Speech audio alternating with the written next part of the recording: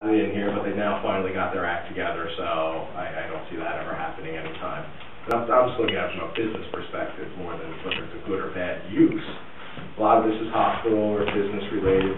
Office space, half of Matthew Street is empty, you know, so I just don't see anyone building an office building there. What would be the point? Adult community, yeah, we're hoping maybe a loft would take the place, and maybe they still will, so of course it should stay on here, but we need, and we're 4 or 5 very smart people sitting here, and we've got to come up with, and we'll throw Stu in the mix as the 6th smart person helping us as the expert. We've got to come up with something more than just what's on this list. I don't want to create a retail situation out there that is going to compete with our downtown, but maybe there are retail situations that wouldn't compete with our downtown that could be explored. You know, and I need Stu's guidance on this. He's the expert. That's what we pay him for. Mal, do you have anything to add? Well, I would just say, you know, we put a lot of time in this, but ultimately at the end of the day when we expanded the uses there, obviously part of it is we've all looked now at the deed and the deed restrictions, and obviously we have no control over that, but the hospital is going to prevent anything in the foreseeable future from being there that's going to compete with anything that they do that makes money. So those uses are going to be out. So, you know, some of these uses like the indoor, as Ed said, some of those uses, like the indoor sports facility, certainly office space, we all know that you can't give away office space in this town and village right now. You know, so that being said, we have expanded it, but again, a lot of the uses that we've now allowed are not things that maybe are going to be commercially valuable. With that being said, I think we have to be very careful about where we tread and trying to open this up, because if we're not careful we can open the floodgates and we're going to have things that we don't want. So I'm certainly in favor of talking to Stu and trying to see if there's some other uses that are viable commercially that we could allow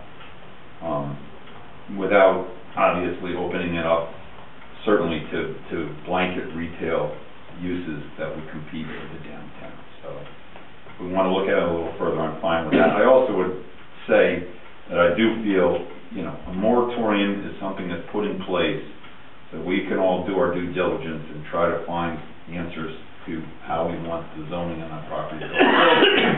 But the longer there's a moratorium there, the longer we're preventing anybody from developing anything, and I think we have to move forward. Well, the moratorium expired, so now it's back to whatever the zoning was before. When did it expire? I don't know. We extended it twice.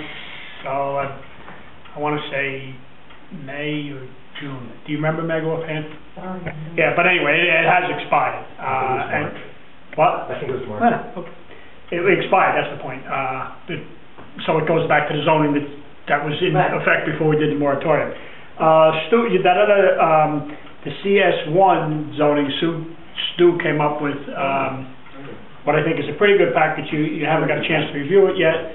He would like to meet with us, so I think we'll schedule him for a week from tonight. We might as well add this. Now, in the meantime, if everybody's in agreement, then, you know, have him, because he wants to come on the CS1 zone.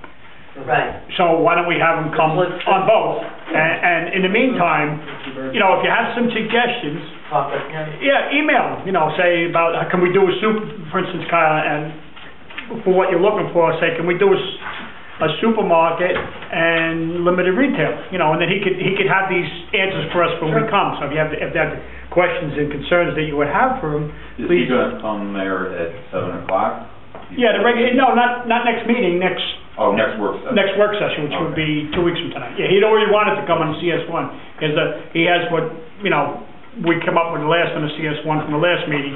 And he looked pretty good, but he wants to discuss it, so we might as well discuss both of them. I'm trying to figure out the date. It's 14 days from now. So today's the 1st, so 14, 16. I didn't want it to be running into...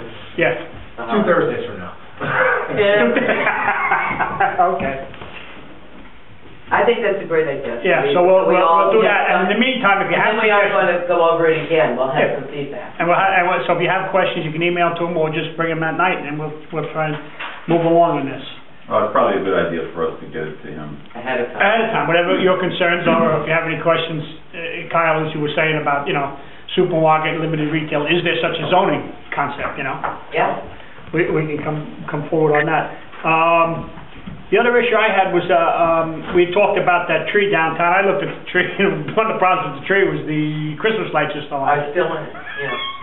So I took half of them on as far as my 5'10" reach could get. I got about half of them. I took off 15 strands. That's as far as I could reach, and they use ladders. So we're going to see if we get some ladders and take the rest of them. But some of those branches that were dead on the bottom, it could have been caused by those Christmas lights wrapped a little tight on some of the branches. But anyway, the tree is definitely still viable. I see no reason to take that down. I mean, if we're going to get another one, fine. But I mean, that tree is, it needs some work. But it's not a tree we cut down, a big beautiful evergreen like right there. I don't know. That looked pretty good to me. Did anybody else get and I'm not an arborist by any stretch of the imagination. Did anybody else get a chance to look at it? Yeah, I went down and looked at it because it's, Yeah. when you go to the farmer's market, you can look at it. Yeah. I'm not an arborist either, however, having worked with the trees, I can appreciate the chamber's desire to have a smaller tree in order to put the Christmas decoration, the holiday decorations on. And I think they should do that.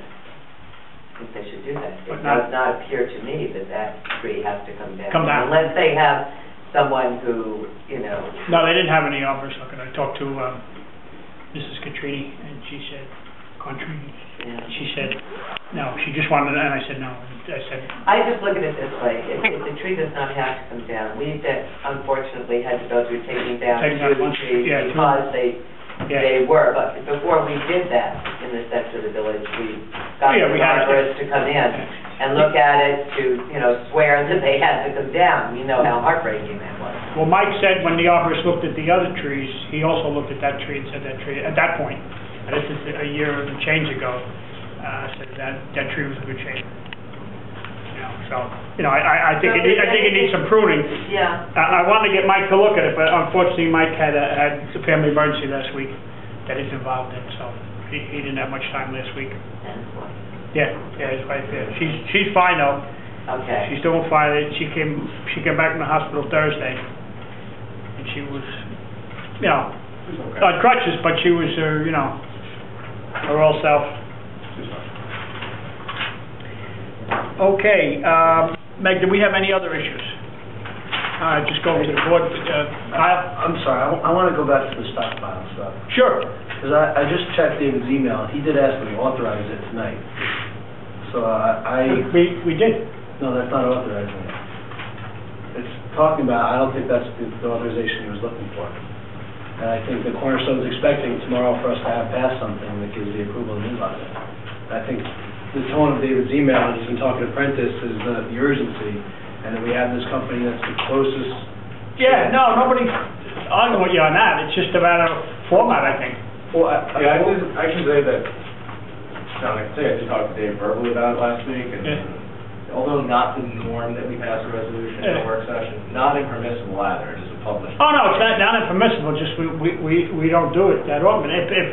If the board wants to do it, and everybody feels more comfortable doing it that way, hey, that's fine. Okay, but Go ahead. it says here, from David. Oh, the email. Okay? Right, that he suggests we proceed as follows: authorize the testing. And then, B, when we have the letter of intent from the contractor, need to discuss the terms. So what you're looking for, if I understand correctly, according to what David is saying here, is the authorization. Yeah. The way we can authorize something in the board is a resolution. The authorization that the work be done still, when we have the letter of intent from the contractor. Yeah, of course. Then we go to the meeting to discuss the terms. Yeah. With Cornerstone. Yeah, I'm sorry, I don't want to. No. No, I think a formal vote, even though it's a work session, but it is what David's asking, and he's our counsel, would be the way to go. Yeah, but if we give him everything he asks for, he'll just keep coming back. But if you want to do a resolution, make the motion, be my guest. I make a motion that we move forward with the Cornerstone proposal as outlined by our attorney. Don't we have to actually, No. we don't have to go into a formal board meeting? We are. We are in formal. This is a formal one. Okay. Okay. It's a public meeting and everything, we don't normally pass resolution, but it's not. No, I think I had to make a motion to go into actually. No. Kyle's looking for a second. I'll second. Okay, discussion. Okay. The wording of what you just said, Yeah, I think we need to. I think